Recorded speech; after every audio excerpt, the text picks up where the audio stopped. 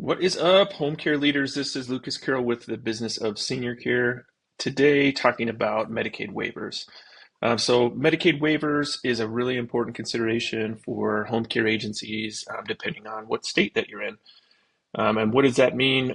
Medicaid, enrolling as a Medicaid waiver provider is just part of a strategy for home care agencies related to payer diversification. So rather than home care agencies relying 100% on private pay, we're trying to find private pay clients in the marketplace, developing relationships with referral providers and all of that, which should absolutely be happening. Additionally, to help support the agency, there are additional payers like Medicaid and Veterans Program, workers' comp, long-term care insurance that are all a part of a strategy for payer diversification. And it depends on the state that you're in, the relationships that you have. Some states for both VA and Medicaid, they have different reimbursement amounts, and some are good, some are bad. So it's part of an overall evaluation on whether Medicaid waiver makes sense in your state. But this is just an overview of how it typically looks. Every state's a little bit different. We can definitely help you to navigate the reimbursement amount, the different waiver programs, and just the viability of it being a benefit for your agency. But this visual here helps us to get from A to Z if you're deciding that Medicaid waivers is a good fit for you. So as we've been talking about on the left-hand side here is deciding to diversify. So before getting into Medicaid waivers, deciding to diversify to this payer source is the first step, and making sure it's a good strategy. So let's say you've decided that you would like to move forward with enrolling in a Medicaid waiver program. The next step in the process is to decide which waivers. So there are actually a number of different waivers for home care agencies to choose from. The typical and most straightforward one is that you think of is for aging and elderly, and some in the states at 60 years of age or older. The typical aging waiver program provides things like personal care, homemaker, and respite services to seniors, and that aligns pretty well with a traditional home care agency's model for providing care to seniors under the private pay. So that's a usual approach, but every state is a little bit different on what type of waiver programs and how they administer it. Some listed here on this visual are like 1915C. 1915C is the federal program underneath which home care related Medicaid waivers are listed. And those include things like aging, developmental disability, intellectual disability, TBIs. And what that 1915C actually allows the waiver program, what waiver means is that it's waiving the initial requirement for an individual Medicaid participant to be in a nursing home. And in lieu of being in a nursing home, they're able to receive care at home, to be able to stay at home rather than having to go to a nursing home. And states administer these programs in different ways. Sometimes some states they're heavily involved in directly administering it. Some states they administer some of the programs, and some states they outsource to MCOs, managed care organizations, which we'll talk about. But just deciding that you want to do Medicaid waivers is not enough, because there's an assortment of waiver programs that need to be decided. I think we mentioned all of them initially. Community First Choice is a 1915K program that is applicable to home care agencies.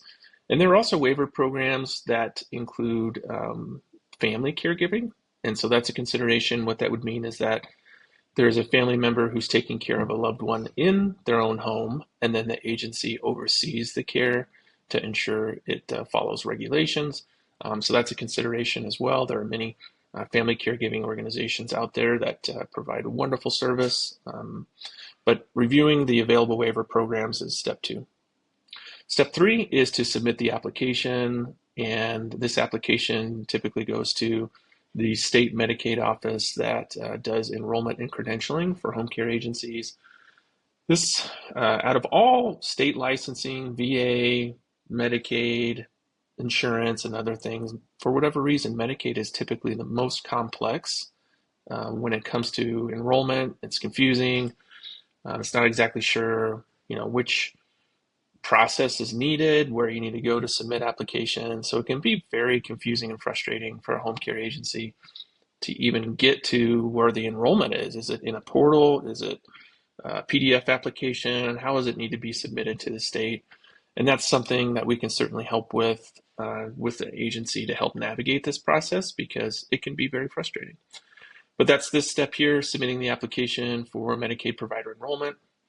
Then, as you get through the application process, depending on the state, you could have a survey inspection that's separate from your state license. A survey inspection could be looking for Medicaid-specific policies, to review client admission packets, staff files, things like that that are needed to get final approval. So then after you get final approval, the last step in some states is to contract with MCOs or managed care organizations. So the trend has been for the state Medicaid office to outsource the actual operation of the waiver programs, and they do that by outsourcing or working with insurance companies like United, Aetna, Cigna, Humana, and then there are also regional and state insurance companies.